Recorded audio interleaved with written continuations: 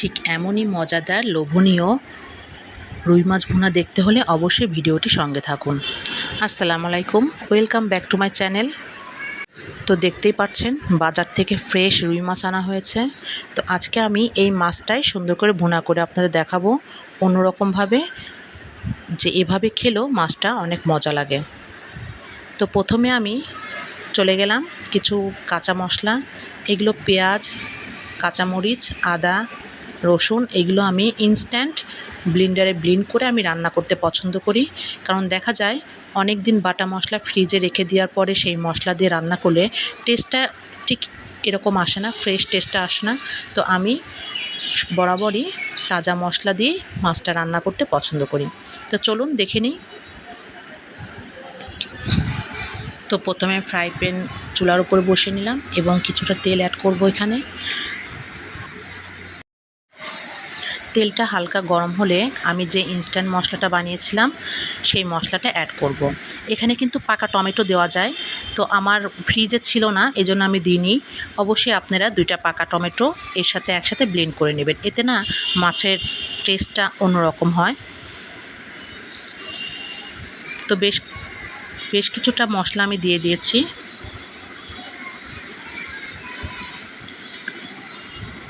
এবং অবশ্যই মশলাটাকে ভালো করে কষিয়ে নিতে হবে।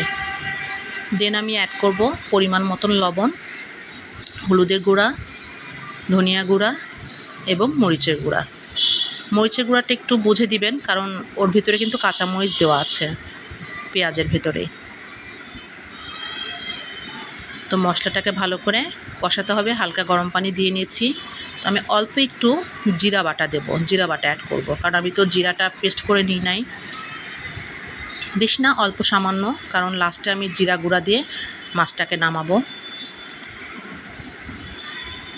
খাবার কিন্তু ডিপেন্ড করে মশলা কষানোর উপরে, কারণ যে রান্নার মশলাটা বেশি ভালো করে কষানো হবে রান্নাটা কিন্তু টেস্ট অনেক দ্বিগুণ বেড়ে যায়। তো দেখতে পাচ্ছেন আমার মশলাটা কষানো হয়ে গেছে। তো এই পর্যায়ে আমি বেশি না একটা তেজপাতা ছোট করে কেটে এর ভেতরে দিয়ে দিলাম। আমার মশলা থেকে কিন্তু তেল ছেড়ে দিয়েছে।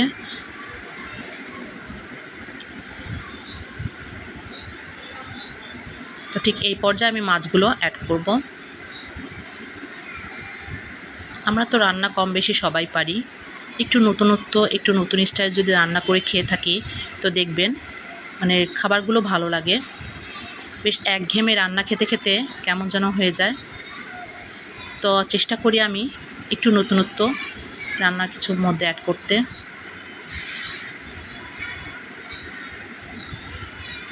তো মাছটাকে ভালো করে কষাতে হবে এবং হালকা একটু গরম পানি অ্যাড করবেন, দিয়ে আমি কষানোর জন্য ঢেকে দিয়েছি। দেখতে পাচ্ছেন মাশাআল্লাহ অনেক সুন্দর দেখা যাচ্ছে রান্নাটা এবং অনেক সুন্দর অ্যারোমা বেরোচ্ছে। আপনারা যখন রান্না করবেন তখন বুঝতে পারবেন যে এত সুন্দর একটা অ্যারোমা বের হচ্ছে, লোভনীয় একটা অ্যারোমা। কারণ তাজা মাছের কিন্তু টেস্টটাই আলাদা হয়। তো ঠিক এই পর্যায়ে আমি নামিয়ে নেব। একটু গ্রেভি থাকবে, কারণ এটা দিয়ে ভাত খাওয়া বলেন, ভাতটাই ভালো লাগে, অন্য কিছু যাবে না, মাছ দিয়ে অন্য কিছু ভালোও লাগে না। তো ঠিক এই পর্যায়ে আমি রান্নাটা নামিয়ে নেব। অবশ্যই বাসায় ট্রাই করবেন আর প্লিজ সাপোর্ট করবেন, পাশে থাকবেন। আর অবশ্যই কমেন্ট বক্সে জানাবেন যে রান্নাটা মতামত ভালো হলো না খারাপ হলো। অবশ্যই লাইক, কমেন্ট, শেয়ার করবেন, সাবস্ক্রাইব করবেন, পাশে থাকবেন। খোদা হাফেজ।